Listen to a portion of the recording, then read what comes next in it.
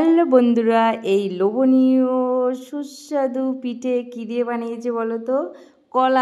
কলা দিয়ে এই মালপোয়া আমি কিভাবে বানিয়েছি সেটাই তোমাদের সাথে শেয়ার করব। আর বাড়িতে যদি থাকে এই রকম কাঁদি কাঁদি কলা, তাহলে তো কোনো কথাই হবে না। দেখো, এই রকম আমাদের বাড়িতে কাঁদি কলা রয়েছে, তো ভাবলাম আমি আজকের একটু কলা দিয়ে মালপোয়া তৈরি করব। দেখো, আমি 500 ময়দার জন্য নিয়েছি 7 থেকে 8টা কলা। তো কলাগুলো ভেঙে দেখি বৌমা এর মধ্যে রয়েছে ছোট ছোট দানা। তো আমি দানাগুলো একটা একটা করে বেছে নিলাম। তো দেখো, পুরো কলাগুলো একটু বাছতে টাইম নিয়েছিল, কিন্তু কি আর করার, বসে বসে কি করব, পিঠে খেতে গেলে তো একটু কষ্ট করতেই হবে, তাই না? কলাগুলোকে দানার জন্য আমি মিক্সিতে করতে পারলাম না, তাই আমি হাতেই করে নিলাম। তো হাতের করা একটা অন্যরকম ব্যাপারও থাকে। তো আমার পরিমাণ মতো আমি চিনি অ্যাড করে নিলাম, যে যেরকম মিষ্টি খাবে সে সেরকম অ্যাড করবে। তারপর নিয়ে নিলাম পরিমাণ মতো সুজি। তো আমি 500 ময়দার জন্য 100 গ্রামের একটু কম সুজি নিয়েছি। তো তোমরা যেরকম যে খাবে সেরকম নিতে পারো।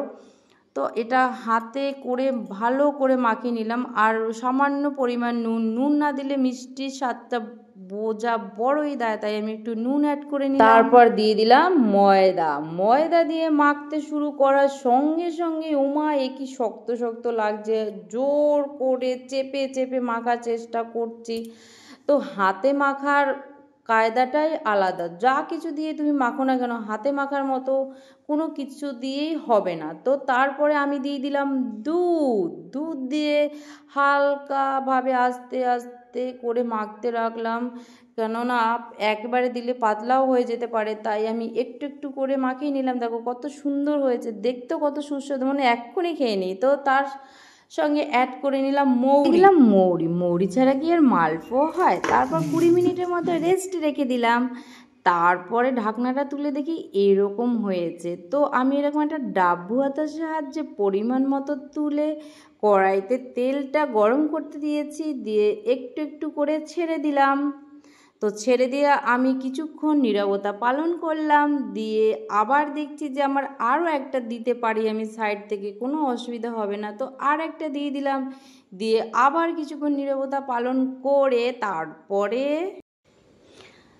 ছাঁকনির সাহায্যে উল্টে পাল্টে ঘুরিয়ে ঘুরিয়ে দেখো দিচ্ছিলাম। তো এত সুন্দর ফুলেছে না, কি বলবো। আর নরম তুলতুলে ছিল। দেখো, উল্টে দেওয়ার সঙ্গে সঙ্গেই যেন মানে এতটাই নরম যে আমার ছাঁকনিটাই ঢুকে যাচ্ছিল। তো দেখো, আমি আমার হাতের কায়দা অত সুন্দর না বলে তাই একটু লম্বাটে মালপোয়া হয়ে গেছে। তো আমার তো খুব ভালো লেগেছে।